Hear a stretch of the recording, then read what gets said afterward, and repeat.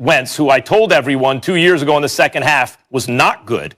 And then last year, everyone finally figured out, actually, yeah, he's not good. He's a reclamation project. Notice the only two teams interested were former teams with former coach connections, right? Reich and also DiFilippo in Chicago.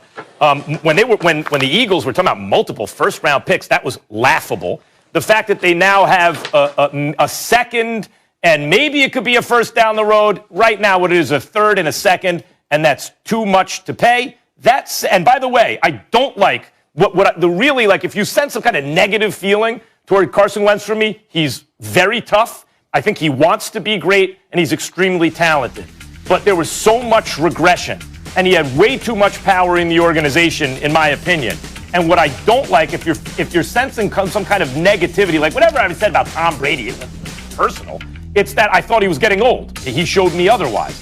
In Carson Wentz's case, the way he handled the benching was awful. The fact that suddenly it would come out in the press the day of Jalen Hurts' pro debut as a starter, that, if Carson Wentz is going to be a backup, he wants out.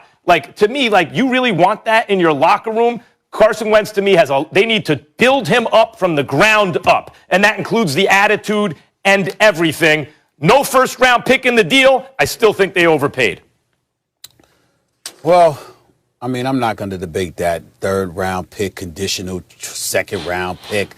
I mean, basically what you're saying is that Carson Wentz should have been given away for a bag of cookies, okay? That's basically what you're saying. I mean, how dare anybody give any kind of compensation for him, how awful he has been? That's not how it works. When you have a trade, somebody gets something in return for somebody else's services. And when you think about Frank Reich being the head coach and the fact that he was the quarterback's coach and offensive coordinator for the Philadelphia Eagles the year they went to the Super Bowl, 13 of those games were with Carson Wentz as his quarterback, and they were 11-2 before Carson Wentz went down. And so I look at it from that perspective, and Frank Reich knows how to work with this particular quarterback. But there's something else that comes with it that I think we have to pay attention to. Pro Football Focus had the Colts ranked as like the 7th best offensive line in football. They had some injuries and what have you, and we know that, and that's why they tailed off from being even better than that, but they were still a top 10 offensive line in this league. Why should that be relevant? Carson Wentz was sacked 50 times last year. 5-0. 50 times. The Philadelphia Eagles gave up 65 sacks as a team. 65 sacks. The Indianapolis Colts gave up 19. With a stationary target as Phillip Rivers as their quarterback. 19 sacks. Think about that for a second here. So from Carson Wentz, now you could point to him holding the football a little bit too long, and it's really not about the offensive line. It was really about Carson Wentz holding the football, not getting rid of the football quick enough, et cetera, et cetera. You could do that. Or you could look at it and say, T.Y. Hilton is there. They've got some other weapons in there. They got a decent running game with Mack and the crew there. And you got an offensive line with Frank Reich, a guy that he respects and listens to, coaching him. I think this is a good move for the Colts. I think they believe it or not. I'm willing to go so far as to say they won this trade because of who he's going to. Not because of Wentz, but because of who he's going to and the support that he has around him. I think it's better than what he had in Philly, and I think it's a good move for the Colts to have made. Look, I think this is the perfect price for Chris Ballard to have paid for Carson Wentz. You weren't going to get him for free. I disagree wholeheartedly that Carson Wentz is just really right now, just kind of trash that you need to just throw out the door. And look, I've heard you for a long time talk about Carson in this way, Max. And look, I get it. I get where you're coming from and why you're coming at him this way in terms of how his play tailed off.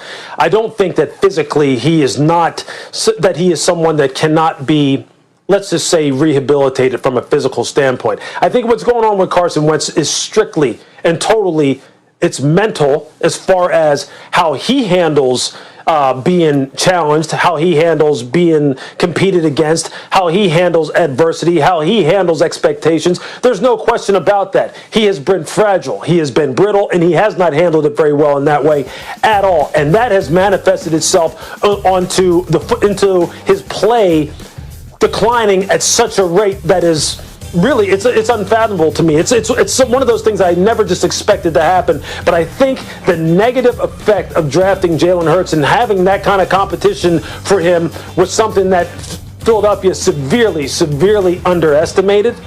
And I'm not saying that they're wrong for it. I'm just saying they underestimated, and Carson did not handle it very well. That being said, going to Indianapolis is the very, very best place for him to go. It really was the only place for him to go if he's to have any chance to really get his mind right, first of all, and then have the kind of supporting cast that he needs in order to reclaim his status as one of the better quarterbacks in the NFL. I don't think there was any other place that he could go in order to achieve that. Frank Reich understands what makes Carson tick, how he fell off, the kind of things he's going to need to do for him on a personal basis in order to get him to play at a high level, keep his confidence up. He does have a much better offensive philosophy and or system with which Carson will now be able to, operate under.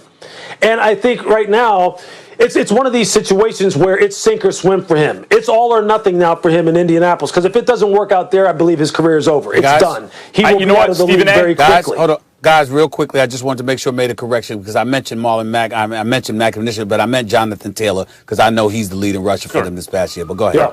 Yeah, Stephen A., I just want to say, I think the two of you, if I combine the points, hit on it. Indianapolis is clearly the best chance Carson Wentz has because, DiFilippo's in Chicago, but there's no O-line. And Stephen A., you hit the nail on the head in Indianapolis.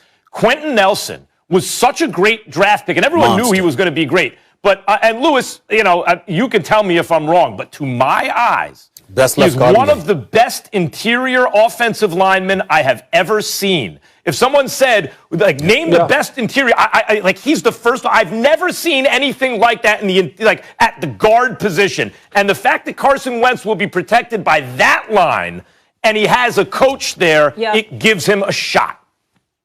The number one thing Carson's going to need to do is rehab himself mentally, period. And Frank is the only person really who can help him do that at this point. That's right. If it doesn't work out here, I'm telling you, his Same career's going to page. be When done. Frank was the OC, he had the best QBR in the league. All right, Lewis, we got to say goodbye to you. Thank you so much for the analysis. As always a pleasure. When we come back, much more on the breaking news of the day. Of course, Carson Wentz is an Indianapolis Colt. Don't go anywhere. It's First Take.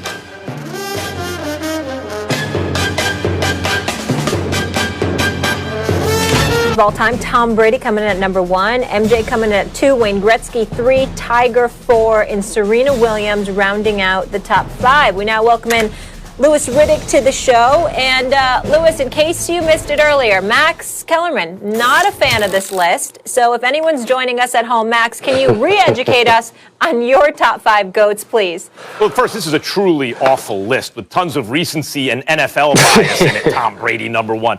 In order to be the GOAT of all GOATs, you have to usually be considered the best player in your sport. Tom Brady rarely was, in fact. There were years where Peyton Manning was considered better, Aaron Rodgers was considered better.